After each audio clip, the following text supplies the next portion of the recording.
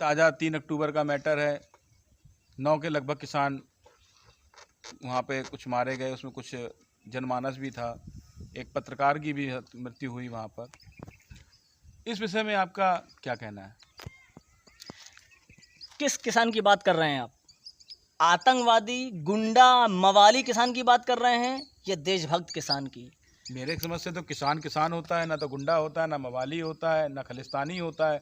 किसान तो किसान है। अभी तक अपने भारत को किसान के प्रधान देश, कृषि प्रधान देश ही कहा जाता रहा। मैंने बचपन से लेकर इतने बड़ा हुआ, मैंने यही सुना कि कृषि प्रधान देश है भारत, और किसान तो किसान होता है। नहीं, आपने बिल्कुल सही सुना है। मैंने भी यही सुना है कि भारत कृषि प्रधान देश है। लेकिन आज बीजेपी जब से आई है, बीजेपी क्या कहती है? जो हमारे विरोध में खड़ा है, जो काले कानून के विरोध में खड़ा है, वो आतंकवादी है, वो गुंडा है, वो पाकिस्तानी है। इसलिए मैंने आपसे पूछा, क्योंकि वो किसान नहीं रह गया। कल तक जो अन्नदाता होता था, जो किसान होता था, आज वो गुंडा कहलाया जा रहा है। और आप किस मीडिया की भी अगर बात कर लें तो मीडिया क्या दिखा रही है? जिन किसानों को की निर्मय में हत्या की गई, उनको कुचल के मार दिया गया है।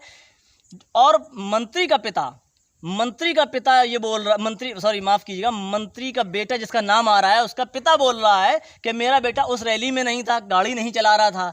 और उसके जो अंधभक्त मीडिया वाले हैं, वो न्यूज़ चैनल मालूम क्या दिखा रहे थे कि मंत्री का बेटा तो हिंदुस्तान में ही नहीं था। मतलब जिसका बेटा है उसका बाप बोल रहा है कि रैली में नहीं था, और मीडिया कह रही है वो हिंदुस्तान में ही नहीं था, और वो सबूत ही पेश कर रही है जैसे बेटा उनका नहीं उनका हो। किसान किसी की औलाद नहीं है। किसान जो देश को पाल रहा है, उसकी इस तरह से हत्या की जा रही है, और उसको मंत्री बोलता है कि हम तुम्हें सबक सिखा देंगे। सबक किसान सिखाएगा, उनको उनकी हैसियत बताएगा कि तुम अपने आप को जो राजा समझ बैठे हो, गुंडा समझ बैठे हो, किसान क्या होता है और जनता क्या होती है। अरे आप ये देख लीजिए, किसान काले कानून की बात कर रहे हैं आप। अभी एमएसपी है, एमएसपी थी, एमएसपी रहेगी। जो मोदी जी बोलते हैं, अरे भाई आप किसान मांग क्या रहा है, लिखित में दीजिए, कानून बनाइए। आप क्यों नहीं बना रहे हो? आप कानून, आपके दिल में खोट है। आपने अभी सरकारी रेट दे दिया, 1900 रुपये क्विंटल में गेहूं खरीदा जाएगा, लेकिन मंडियों में आप जाइए, पता करिए कितने में खरीदा जा रहा है। मंडियों में खरीदा जा रहा है 1150 रुपये, 1200 रुपये, मैक्सिमम 1400 रुपये में खरीदा जा रहा है। अब कहीं ज़्यादा खरीदा जा रहा है तो अलग बात है। 1950 का रेट है और 1450 में खरीदा जा रहा है। एमएसपी होती तो क्या ये होता? किसान दिन रात धूप में जूझ करके अपनी जान को जोखिम में डाल करके रात जग रहा है, दिन जग रहा है, जानवरों से बचा रहा है। अपनी फसल को जब उगाता है, लाता है, औलाद की तरह बड़ा करता है, फसल को देख रेख करता है। जब मंडी लेके जा रहा है तो उसकी लागत नहीं मिल पा रही है, मजबूरी में किसान बेच रहा है। मैंने किसान को अपनी फसल फेंकते हुए देखा है, सब्जियां फेंकते हुए देखा। कह रहे हैं भाई वहाँ बिकी ही नहीं रही है और इतने कम दाम में बिक रही है कि देते में तकलीफ हो रही है, इससे अच्छा मैं फेंक देता हूँ इसको। फेंक रहे हैं लोग। ये हालात हो गए देश के। कौन सा एमएसपी है, कौन सा आपने कानून लिया है? कानून बाद में आया और गोदाम पहले बन गए आपके दोस्तों के ये गोदाम। और क्यों ही अडानी अंबानी के अलावा कोई व्यापारी नहीं है। जो चीज़ देखो अडानी अंबानी को दी जा रही है, आप एक बात बताइए, किराए पे मकान उठाया जाता है तो किराएदार मकान में अपनी नेम प्लेट ये नहीं लगाता कि ये मेरा मकान है।